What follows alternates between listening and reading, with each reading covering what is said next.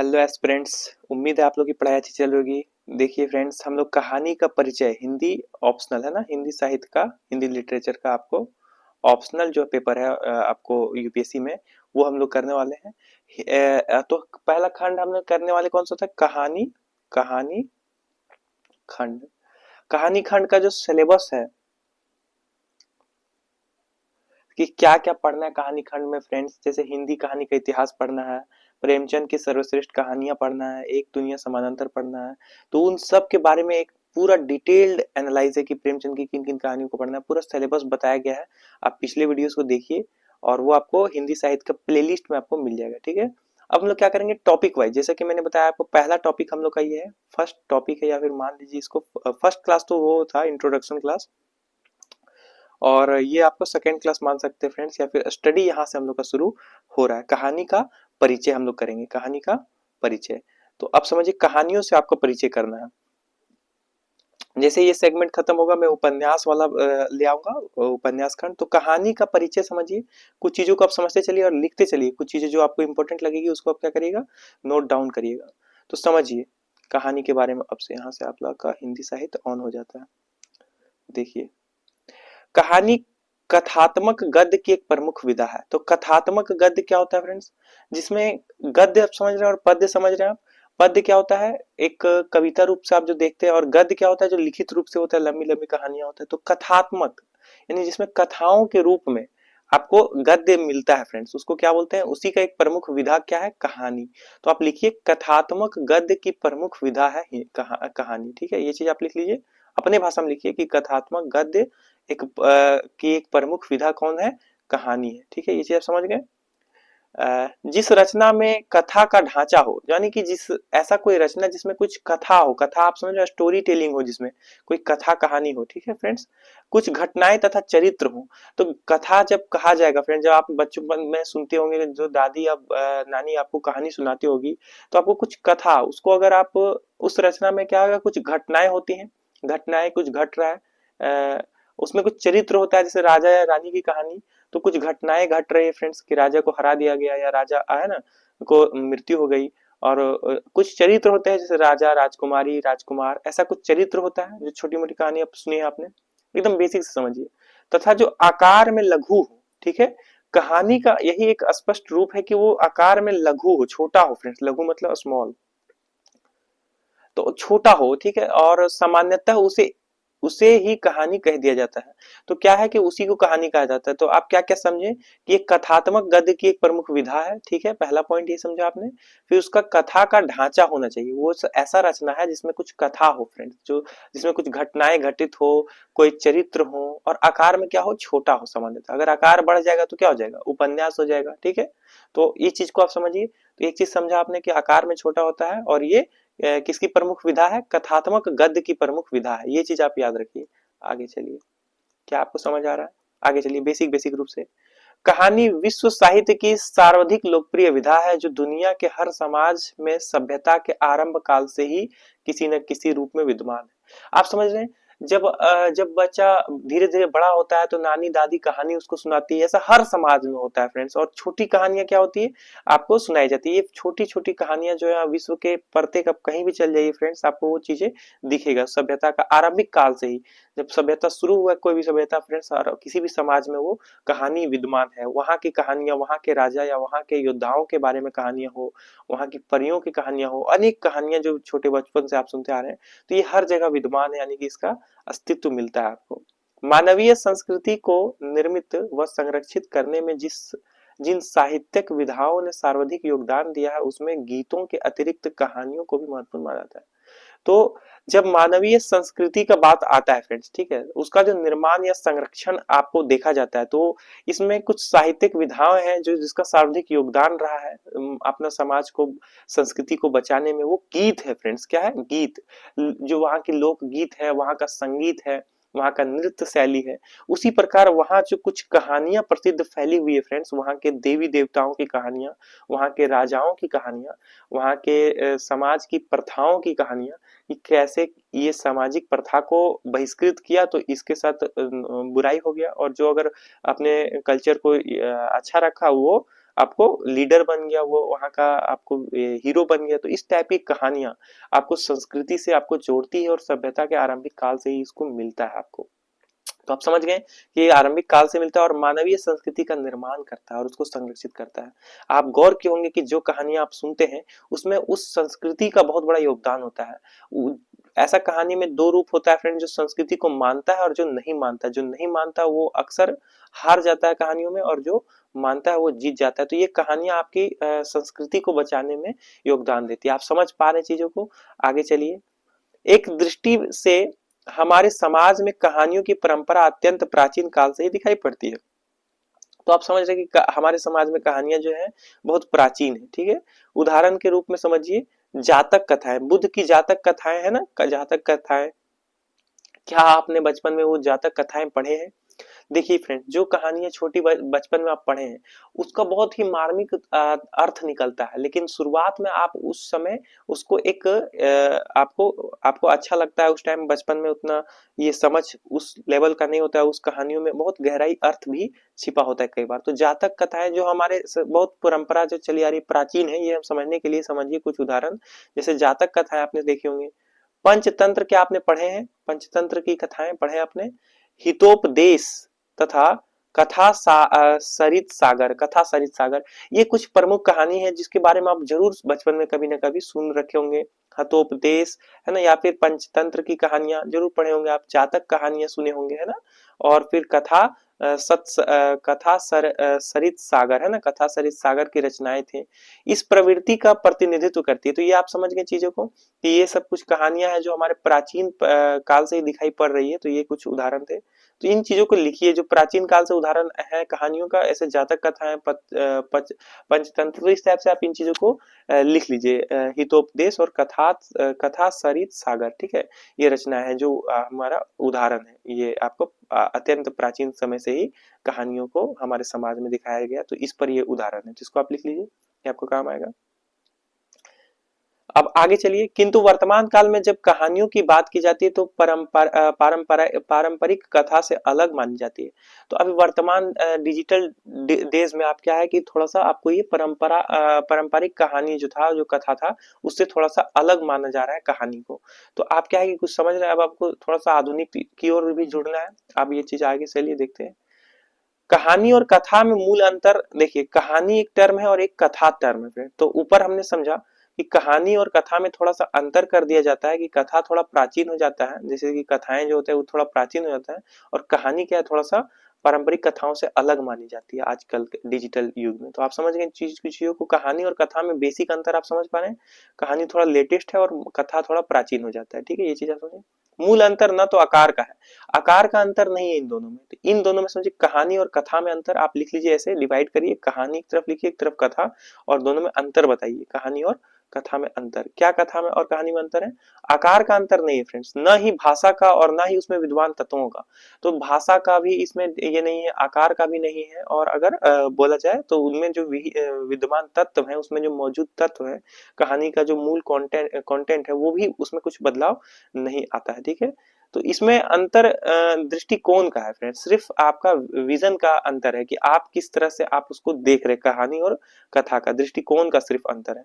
जहां कथाओं में आदर्शवादी और नैतिकतावादी दृष्टिकोण केंद्रित होती है, कथा में क्या होता है, थोड़ा आदर्शवादी और नैतिकतावादी, हमें ये करना चाहिए, ये नहीं करना चाहिए, और ये करना उचित होता है। इस टाइप से आदर्शवादी वो होता है जिस पर आप आदर्श कर पाए, उन कर्तव्यों को करना जिस पर आपको गर्व हो। नैतिकता का बात चल रहा है तो वो क्या कथाओं में कहा गया, वो हमें अपनी संस्कृति से जोड़ता है फ्रेंड्स, और बार बार हमें एक अच्छा इंसान बनाने की ओर धकेलने का प्रयास करता है, ठीक है फ्रेंड्स। वहीं आज की कहानी में यथार्थवादी दृष्टिकोण की प्रमुखता दिखाई पड़ती है, पर ये सच्चाई दिखाता है। जो अभी की कहानियां हैं, पुरानी कहानियां क्या है, जो कथा है उसमें क्या है फ्रेंड्स, आदर्शवादी। यहाँ समझिए कुछ चीजों को एक बार मैं फिर से दिखा देता हूँ। कथा कथा क्या है, आदर्शवादी और नैतिकतावादी दृष्टिकोण का केंद्र, ठीक है फ्रेंड्स। और कहानी कहानी क्या है, एक मिनट फ्रेंड देखिए, आपको दिख रहा है कहानी, एक मिनट देखिए, कहानी कहानी में क्या है, यथार्थवाद दृष्टिकोण। तो ये दो चीज आप लिख लीजिए। तो कहानी में क्या हो गया, कहानी में हो गया आपको यथार्थवाद, और कथा में क्या हो गया, थोड़ा सा आदर्शवादी और नैतिकतावादी दृष्टिकोण। तो आप आदर्शवादी समझ गए, जिसमें थोड़ा आदर्श विद्वान हो कि आप जैसे ये कुछ कर्तव्य है जिसको आप करिएगा तो आप आदर्श माने जाएंगे, लोगों में आपका सम्मान होगा। नैतिकतावादी जो कुछ नीतियां सिखाता है, कुछ आपको एथिक्स सिखाता है कि ये चीजें ऐसी नीति होनी चाहिए। और यथार्थवादी सच्चाई को, है ना, रियलिटी को आपको दिखाता है, तो रियलिटी को दिखाता है। तो आप ये कुछ चीजें समझ आ रहा है आपको? आगे चलिए, ये दो चीज आप समझ गए। अब मैं पूछा, अगर किसी ने पूछा कि कथा और कहानी में अंतर, तो आप समझ गए ना मूल चीज। कथा थोड़ा प्राचीन हो जाता है और इसमें इन चीजों का विद्यमान है, और कथा कहानी थोड़ा आधुनिक हो जाता है और इसमें यथार्थवादी दृष्टिकोण है। तो ये चीज लिखते चलिए आप। मैं बार बार चीजों को बोलता हूँ ताकि आप रिवीजन कर पाए उसको यहीं पर क्लास में ही। पारंपरिक कथाओं का मूल उद्देश्य क्या है? नैतिक शिक्षा प्रदान करना। आप देखिएगा, जब भी आप बचपन में किसी बुजुर्ग से कहानी सुनते होंगे, तो कहानी के बाद वे जरूर पूछते होंगे आपसे कि इससे क्या सीखा तुमने। तो वो बहुत ही गर्व से फिर बताना, आप सोचते होंगे कि मैं इससे ये सीखा, फिर वो गर्व से बताते हैं कि नहीं, इसका अर्थ ये है। तो ये कहानी कुछ मूल चीजें हैं जो आप सीखते हैं। तो पारंपरिक जो कथा है फ्रेंड, जो फैमिली में सुनाए गए हैं या पारंपरिक रूप से चले आ रहे हैं, उसका मूल उद्देश्य क्या है? मूल उद्देश्य है नैतिक शिक्षा प्रदान करना, बचपन से ही आप में वो भर देना, ताकि आप उस नैतिकता के मार्ग पर चल पाए। आप क्लियर हो पा रहे हैं फ्रेंड्स? कुछ चीजों को समझते जा रहे हैं? देखिए आगे चलिए। इसलिए हर कथा के अंत में बताया जाता था कि इससे क्या शिक्षा मिलती है। आप भी आज अगर बचपन में कुछ कहानियां पढ़ते हैं, तो कहानियों के नीचे शिक्षा लिखा रहता है फ्रेंड्स। या फिर आप घरों में जो कहानियां सुनते हैं, वहां पर भी आपको बुजुर्ग लोग शिक्षा पूछते थे, मैंने ये आपको बताया ऊपर। तो इसी वजह से पूछते थे। उस शिक्षा को ध्यान में रखते हुए ही कथाकार घटनाओं और पात्रों का जाल बुनता था। तो मूल रूप से जो कथाकार है फ्रेंड्स, उस पर ये जिम्मेदारी होता था कि वो उन कथाओं को या घटनाओं या पात्रों को इस प्रकार से एक जाल बना के आपके पास पेश करे कि आपके पास वो शिक्षा जो वो देना चाहता है वो दे पाए। जैसे कि अगर आप किसी से बात करते हैं फ्रेंड्स, और आपके मन में पहले से ही ये चीज है कि आपको उससे कुछ सीख उसको कुछ बताना है फ्रेंड्स, तो आप जो भी बोलिएगा या कुछ कहानी बनाइएगा, आप उसी एंगल से बना के उसके पास पेश करिएगा जो कि उसको आपको बताना है, रिप्रेजेंट करना। उसी तरह से वो उस वक्त की कहानीकारों पर ये कथाकारों पर ये कथाकारों के पर ये तो थोपा गया, या फिर ये उस पर प्रेशर रहता था कि वो ऐसा शिक्षा जो देना चाहता है उसको ध्यान में रखकर वो घटनाओं और पात्रों का जाल बुनता था। आप ये चीज समझ पा रहे हैं? वह घटनाओं को एक निश्चित क्रम में इस प्रकार रखता था कि कथा के अंतिम बिंदु पर वह नैतिक शिक्षा नाटकीय प्रभाव के साथ श्रोता या पाठक के समक्ष मुखर हो जाए। तो ऐसा ना लगे कि थोप दिया गया वो शिक्षा, वो कहानियों और पात्रों के माध्यम से ही अंत में जाके वही शिक्षा आपके पास पेश हो जाए जो कहानीकार आपको देना चाहता है। वो कथाओं का ऐसा ही जाल बुनता था। ठीक है, आप वो कथाओं को अभी बचपन में सुनी हुई कथाएं, घरों में बताए गए, या फिर आप बचपन में जो पढ़े हैं उस पर आप सीख जाते हैं। कि आप देखिए, कभी जाके अगर होता है तो नेट में आप सर्च करिए, उन कहानियों को देखिए, और फिर उसके बाद उस अभी आप यूपीएससी एंगल से उसको समझने का प्रयास करिए। देखिएगा कथाकार का कैसा आपको वहां झलक नजर आएगा। ठीक है, इस प्रकार की कथाओं में देश काल की प्रामाणिकता का दबाव कम होता था और अविश्वसनीयता पर काल्पनिक तथा काल्पनिक घटनाओं को भी पर्याप्त महत्व मिलता था। तो जो कि फ्रेंड्स कुछ शिक्षा जो वो देना चाहता है आपको, जो शिक्षा वो आपको देना चाहता है, वो शिक्षा को देने के लिए वो काल्पनिक घटनाओं पर थोड़ा बल देगा, प्रामाणिकता का दबाव थोड़ा कम हो जाएगा, क्योंकि वो कुछ शिक्षा देना चाहता है तो ऐसा कुछ प्रामाणिक होगा नहीं। जो कथा या देश काल जहां का वो बता रहा है, थोड़ा अजीब लगता था फ्रेंड्स कि एक राजा था, उसको एक राक्षस ने, तो एक राक्षस और एक राजा दोनों का टाइम पीरियड अलग हो गया। तो इस टाइप से वो दिखाना चाहता था। कुछ जीव जंतुओं का कहानी में ऐसा उल्लेख है जो काल्पनिक दिखता है आपको, या फिर ऐसा जो दोनों का रिलेशन, जो टाइम पीरियड जो यूपीएससी पूछता है आप देखे होंगे, उस एंगल से नहीं बताता है, तो वो कहानी हो जाता है और थोड़ा अविश्वसनीय भी लगता है। अगर आपको पूछा अभी, आपको आप जब मैच्योर हो गए और आपको समझाया जाए वो कहानियां जो बचपन में सुनकर आपको बहुत ही रोचक लगती थी, आज वो सुन के आपको थोड़ा आश्चर्य लगेगा कि वो कहानियां ऐसा कैसे हो सकता है। अचानक एक परी आ गई, तो आपको क्या होगा? वो कहानी आपने सुनी होगी परियों की कहानी, कि एक परी स्वर्ग से उतरी, तो स्वर्ग परी कितना सारा ये कंफ्यूजन आ रहा है ना, कितना अविश्वसनीय लगने लगा आपको। आप वहां पर प्रमाण खोजेंगे तो प्रामाणिकता का दबाव कम होता था, जो कि शिक्षा आपको देना चाहता है वो। तो आप समझ पा रहे हैं? आगे चलिए। वर्तमान साहित्य में जब कहानी की चर्चा होती है तो उसका संदर्भ अंग्रेजी के शॉर्ट स्टोरी मोटिव मूवमेंट है ना, से प्रभावित कहानी परंपरा है। तो शॉर्ट स्टोरी मूवमेंट जो है फ्रेंड्स, कि छोटी कहानियों, अंग्रेजी के संदर्भ में बताया जा रहा है कि छोटी कहानियों की परंपरा चली जाती है। तो वर्तमान साहित्य में कहानी की चर्चा इससे प्रभावित बताया जाता है। ठीक है, प्रभावित बताया जाता है कि अंग्रेजी परंपरा में ये शॉर्ट स्टोरी मूवमेंट हुआ था, उससे फिर हिंदी में ये परंपरा आ गई, ऐसा बहुत सारे साहित्य में बताया जाता है। आगे चलिए। आधुनिक शॉर्ट कहानी स्टोरी कहानी का आरंभ एडगर आरंभ कौन किया था फ्रेंड्स? आरंभ जो है एडगर एलन पो अमेरिका से माना जा सकता है। तो लिखिए इसको कि आधुनिक शॉर्ट स्टोरी कहानी का आरंभ जो है एडगर एलन पो अमेरिका से माना जा सकता है।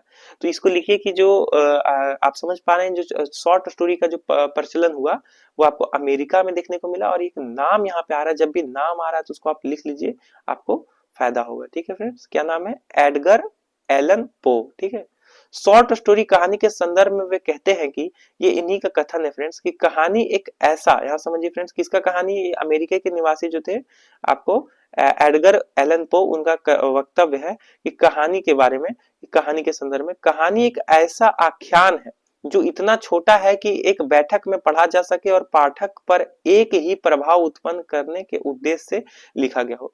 अनेक प्रभाव नहीं फ्रेंड्स, एक ही प्रभाव से उस पर पाठक उसको एक ही प्रभाव से पढ़े और एक ही बैठक में कहानी खत्म हो जाए। आप गौर किए होंगे कि कुछ कहानियां आप एक बार बैठे हैं तो आप उसको कंप्लीट पढ़ लिए हैं। कहानियों का मूल तत्व ऐसा ही होता है। आपको एडगर एलन पो के वक्तव्यों के अनुसार। और जब आप साहित्य को पढ़ते हैं तो आप क्या होता है कि आपको एक बैठक में, अगर आपने गोदान या फिर आपने मन्नू भंडारी की कोई कहानी में मैला आंचल है या फिर आपका बंटी या कुछ भी आपने पढ़ा है यूबीसी पॉइंट ऑफ व्यू से सिलेबस के अकॉर्डिंग, तो आपने देखा होगा या फिर यूं भी अगर आपको नॉवेल्स पढ़ने का शौक है इंग्लिश में भी, तो भी वो एक बैठक में कंप्लीट होने वाला नॉवेल्स नहीं रहता, क्योंकि उसमें ना कई सारे प्रभावों को आपके अंदर भरने का प्रयास किया जाता है। लेकिन कहानी क्या होती है कि आप एक ही बैठक में एक ही भाव से आपको वो उस कहानी का कहीं ना कहीं सिर्फ एक ही प्रभाव आप पर डालना रहता है। तो यहाँ भी आप कहानियों और उपन्यासों में थोड़ा अंतर समझ पा रहे हैं। आगे हम लोग और चर्चा करेंगे।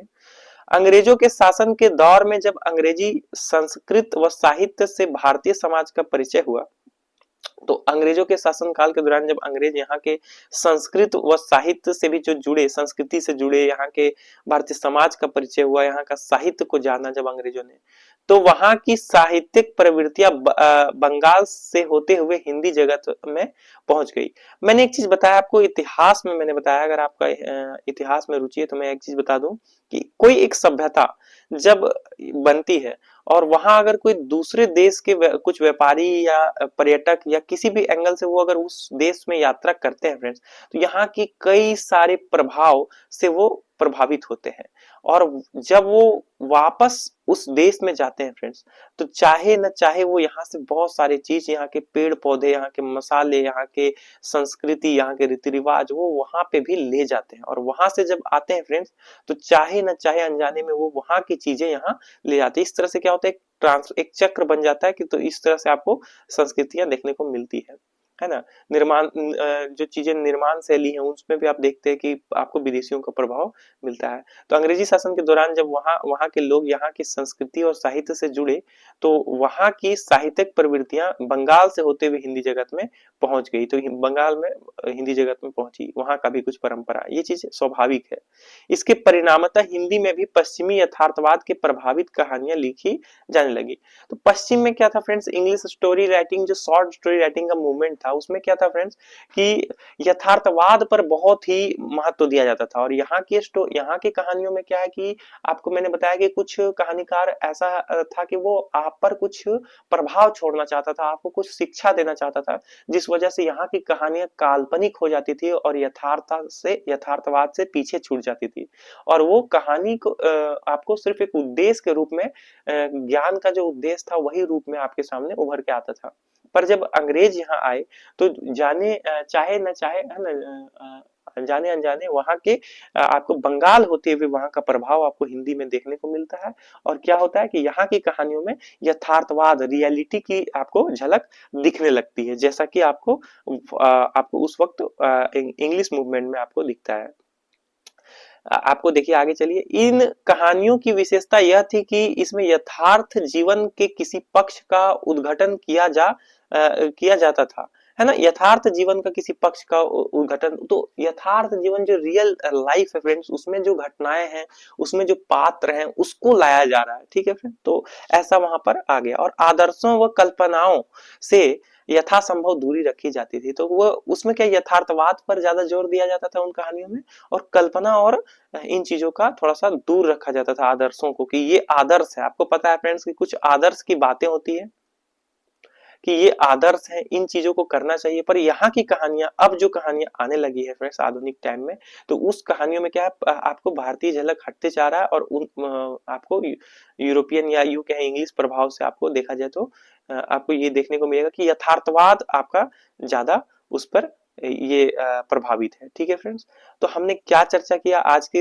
क्लास में, हम लोगों ने क्या समझा, आपने पूरी क्लास देखी, थैंक यू फ्रेंड्स। और देखिए चीजें आपको क्लियर होते चली जाएगी। ठीक है, देखिए कहानी का परिचय हमने समझा कि कहानी और कथा में क्या अंतर है, कहानियों में कैसे यथार्थवाद और आदर्शवाद का क्या महत्व रहा, चीजें क्या आपको समझ आई, है ना। और फिर से अगर देखिए वापस से अगर आपको समझ नहीं आई तो, और अब मैं बता रहा हूँ चीजों को अपने भाषा में, जैसे कहानी का परिचय एक टॉपिक क्लियर हो गया ना, एक टॉपिक आप समझिए, इस टॉपिक को क्लियर मैं किया, तो इसमें क्या है कि आपको अपना नोट्स बनाना है अपने लैंग्वेजेस में। ठीक है, अपने भाषा में लिखिए। चलिए, और फिर देखिए जब आपका ये चीज, आपका जब कथा और कहानी में अंतर स्पष्ट हो गया, कैसे एक धीरे धीरे कहानियों में आपको यथार्थवाद की उपस्थिति आने लगी, और फिर उस समय का जो भी हमने चर्चा किया, ये सब आपको हेल्प होगा आंसर राइटिंग में। आंसर राइटिंग में वो सब हम लोग करेंगे फ्रेंड्स। अभी आप पहले कहानी वाला जो पूरा टॉपिक है, इसको जितना मैं सिलेबस बताया, ऊपर वाले वीडियोस देखिए जाके, पहले वाले वीडियो उसमें मैंने सिलेबस बताया, उसको जाकर देखिए। पूरा सिलेबस हम लोग पहले कंप्लीट करेंगे, देन हम लोग क्या करेंगे, फिर हम लोग पीवाईक्यू और फिर प्रैक्टिस शुरू कर देंगे इस टॉपिक से रिलेटेड। ठीक है, फिर देन हम लोग आगे का टॉपिक, और फिर उसके बाद इस तरह करके हम लोग सिलेबस चलेंगे। आप चीजों को क्लियर समझ पा रहे हैं। चलिए, थैंक यू फ्रेंड्स, क्लास यहीं पर ऑफ करते हैं। और देखिए क्लास, ये वाला आपका पहला क्लास था हिंदी ऑप्शनल में, कैसा लगा। अगर आप हिंदी साहित्य से पहले से जुड़े हुए हैं तो आप लिखिए कि मैं हिंदी साहित्य से जुड़ा हुआ था और मुझे ये वीडियो कैसी लगी। और अगर आप नहीं जुड़े हुए थे तो लिखिए कि आपको क्या समझ आई चीजें। ठीक है, थैंक यू फ्रेंड्स।